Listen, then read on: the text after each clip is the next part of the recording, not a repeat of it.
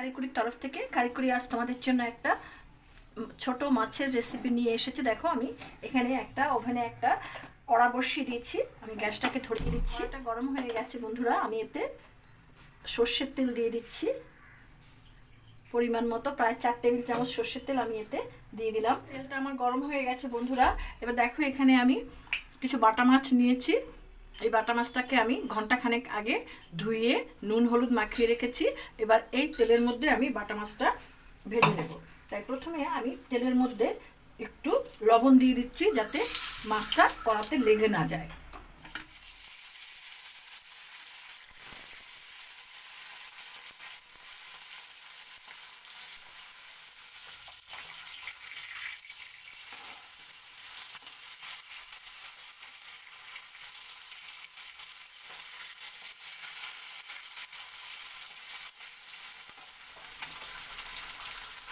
প্রথম ব্যাচের মাছগুলো আমার ভাজা হয়ে গেছে। দেখো আমি মাছ একটু হালকা ভাজি, এদিকে তুলে নিই। ঠিক এইরকমভাবে আমি বাকি মাছগুলো ভেজে নেব। এইভাবে আমি সব মাছগুলো ভেজে নিয়েছি। এবার এখানে যে তেল রয়েছে এর মধ্যে আমি আর তেল দেব না, অল্প তেলেই রান্নাটা করব। এর মধ্যে আমি একটু কালো জিরে দিয়ে দিচ্ছি। গ্যাসে আমি আরেকটা কড়াই বসিয়ে দিয়েছি, বসিয়ে দিয়ে এখানে আমি আবার একটু সর্ষের তেল দিয়ে দিলাম।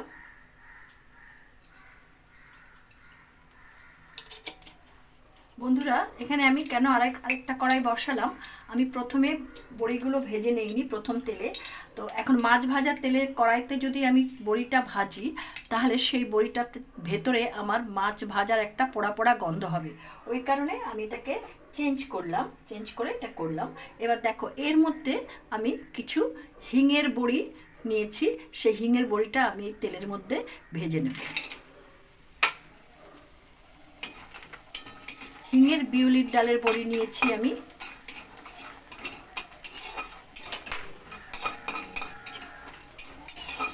বড়িটাকে একটু লাল করে ভাজতে হবে, তাহলে বেশ সুন্দর গন্ধ হয়, রান্নাটাও বেশ, এই বড়িটা ব্যবহার হলে রান্নার মধ্যে বড়ি ভাজার গন্ধটা বেশ সুন্দর ওঠে। বড়িটা আমার সব ভাজা হয়ে গেছে। এবার আমি কড়াইটাকে সরিয়ে নিচ্ছি, প্রথমে বড়িগুলো সব তুলে নিচ্ছি।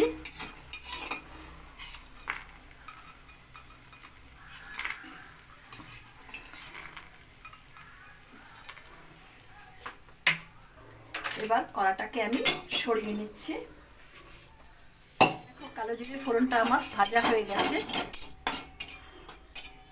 এবার এর মধ্যে আমি একটা নতুন আলু ছোট ছোট করে এরকম পাতলা পাতলা করে কেটে নিয়েছি, আর কিছু নলডোগ শিম।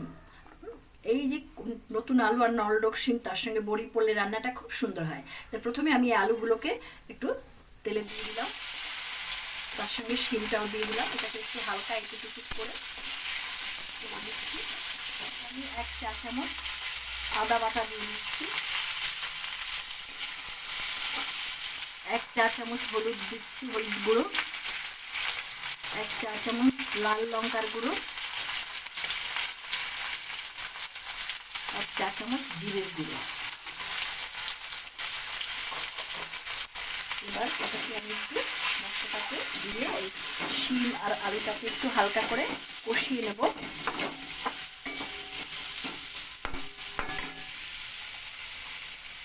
তার মধ্যে দিয়ে দিচ্ছি আমি 1 চা চামচ লবণ। মশলাটা যাতে পুড়ে না যায় ওই জন্য এতে আমি অল্প একটু জল দিয়ে দিচ্ছি। জল দিয়ে আমি মশলাটাকে একটু কষিয়ে নিলাম। এবার আমি এখানে 4টে কাঁচা লঙ্কা চিড়ে রেখেছি সেটা দিয়ে দিচ্ছি, আর দিয়ে দিচ্ছি একটা টমেটোকে টুকরো করে রেখেছি, সেই টুকরোটা এখানে দিয়ে দিলাম। এবার টমেটো, কাঁচা লঙ্কা, আলু, শিমটাকে আমি হালকা করে একটু কষিয়ে নিচ্ছি। কাপে 2 কাপ জল দিয়ে দিচ্ছি ঝোল হিসাবে। ঝোলটা তোমরা তোমাদের পরিমাণ মতো দেবে। এটাকে ভালো করে নেড়ে চেড়ে আমি সমস্ত সবজিগুলো একসঙ্গে মিশিয়ে দিচ্ছি।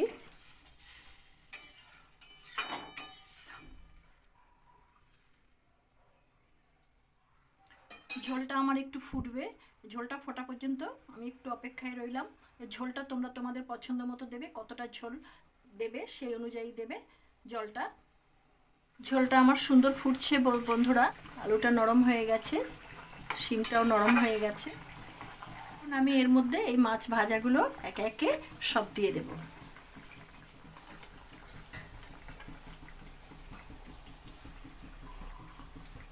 ঝোল ফুটছে, 2 মিনিট হয়ে গেছে বন্ধুরা। এবার এর মধ্যে আমি এই ভাজা বড়িগুলো সব উপর থেকে ছড়িয়ে দিচ্ছি। এটাতে আমি আর ধনেপাতা ব্যবহার করব না, যেহেতু হিঙের বড়িটা ব্যবহার করেছি সেহেতু আর ধনেপাতা ব্যবহার করব না, তাহলে ধনেপাতা ব্যবহার করলে আমরা হিঙের গন্ধটা পাবো না। এবার এটাকে আমি আরও 2 থেকে 3 মিনিট ফোটাবো। হয়ে গেছে বন্ধুরা আমার শিম আলু বড়ি দিয়ে টমেটো দিয়ে বাটা মাছের ঝোল। দেখো ঠিক আমি এবার এই পাত্রটাতে সার্ভিং বোলটাতে নামিয়ে নেব। দেখো ঠিক এইরকম সুন্দর হয়েছে।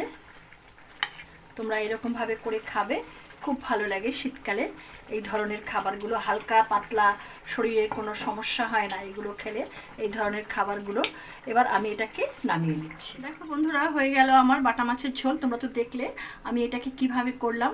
তো আজকে আমার এই ভিডিওটা যদি তোমাদের ভালো লেগে থাকে তাহলে আমার এই ভিডিওটাকে একটা লাইক করবে, বন্ধুবান্ধবদের সঙ্গে শেয়ার করবে, আর যা কিছু জানার থাকলে কমেন্ট বক্সে অবশ্যই লিখে আমাকে জানাবে।